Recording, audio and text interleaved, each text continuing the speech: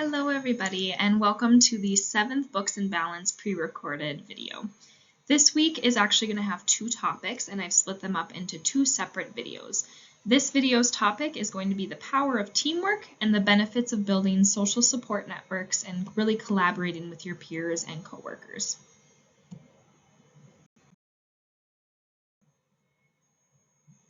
We're going to be discussing the importance of social participation and having social support for your overall emotional well-being. And then I also want to offer just a few suggestions for some increased collaboration and teamwork with your coworkers.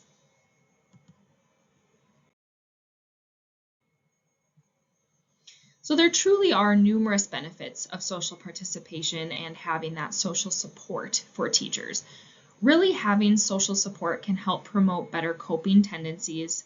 It can increase your life satisfaction, improve your overall mental well-being. It can foster a really positive school environment when that social connection and support is happening among coworkers for your students.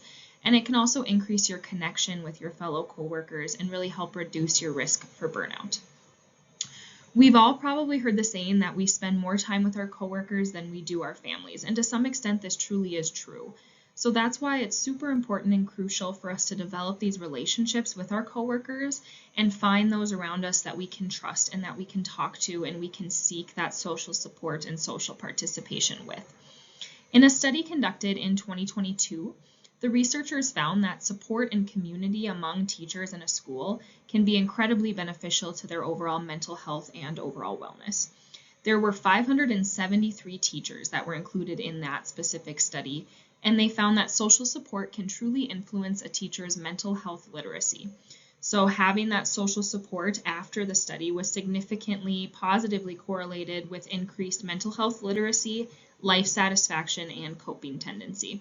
So those findings of that study just really do highlight the importance of providing those opportunities for social support and engagement among teachers just to help promote that increased well-being, life satisfaction, and mental health literacy.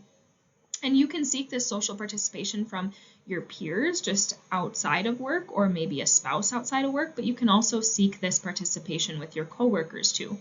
So with this Books and Balance program, the main intent of those community building exercises throughout the semester here was really just to provide you guys with some lighthearted fun and just fostering of that coworker social participation.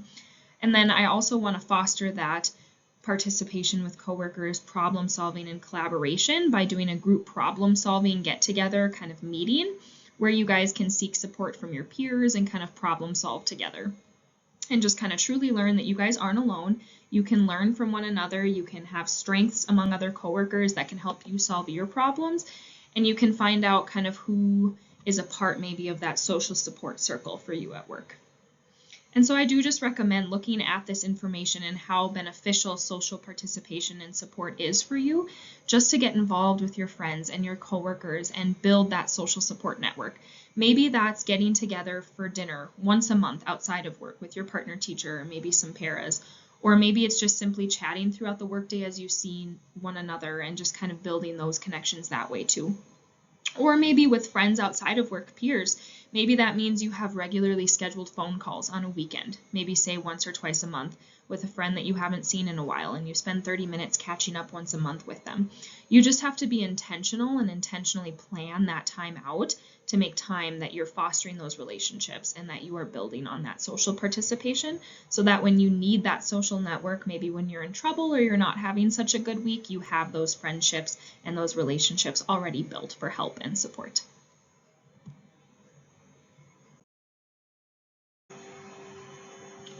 So at work, this social support can really tie in closely with teamwork and collaboration with your coworkers as well. So many of you probably already use a lot of these strategies, but I did just want to share a few ways that you can foster some of that teamwork and collaboration.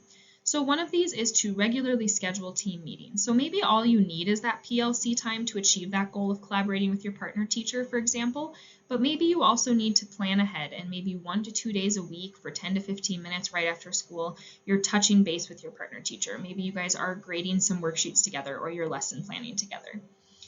Another suggestion for teamwork is just that, lesson plan together. That's one of the biggest tips that I've heard teachers mention as I've been here, just as a way to help foster that collaboration with your partner teacher. So work together on building resources, stay on the same exact schedule so that you have someone to kind of bounce ideas off of, and just really work to each other's strengths. So during my observations, I specifically noted some partner teachers doing a great job at this. They share worksheets, they lesson plan together, they touch base throughout the day very frequently. And on one occasion, a partner teacher group, actually one teacher had questions relating to how to grade a specific assessment. And so they collaborated together. They took 5 minutes. It was very short, and they decided this is how we're going to grade them and this is how it's going to be consistent across. And they answered each other's questions regarding that. So not only was teamwork helping those two teachers save time because they were creating worksheets together, they were collaborating on grading so that they didn't have these questions in their head. They even printed worksheets for each other, different spelling tests, things like that at times. But they're also ensuring that all the kids in that grade level receive an equal education, equal opportunities, because they're receiving the same content in the same exact ways. And so I'm not saying that you have to be an exact twin of your partner teacher, but I do think that this is a great way to help you save time, to kind of build a close relationship with your partner teacher and benefit the students as well. Just lesson planning together, planning that curriculum together. I've also seen some indoor lunches being done together. So a pair of partner teachers, one of them have the students in their classroom that need the extra makeup work. Maybe they need a little bit of extra help on worksheets. And then in the other room is the students who are having the regular indoor recess so that they aren't being distracted by each other and their peers. And then the next day, if it was an indoor recess, they swapped, and both the teachers, the other one took the kids that were maybe having their regular recess. So finding ways like that can really help kind of collaborate and can be really beneficial to students as well as the teachers. Another way to promote teamwork could be through what's called co-teaching. And so there are some different types of co-teaching: station, parallel, alternate, and team teaching. So we're just going to kind of go over those a little bit here. This is something that you probably need to just talk to Mr. Meshke about to see if it's an option at Roosevelt. And it's not necessarily something that you're going to do all the time, but it could be an effective strategy at certain times in the curriculum for you and your partner teacher to kind of team up and teach. Alrighty, so station teaching is when students can be grouped randomly or they're grouped by ability level, and each teacher provides either direct instruction or a concept review at one of the stations. So the other station may be a video or might be something for them to do on their iPad or independent work with a worksheet, for example, and they have those different stations set apart and the students rotate through. And so this strategy really can help just provide some flexibility for students that might need just a little bit of extra help. Parallel teaching is when teachers simultaneously present two related concepts at the same exact time.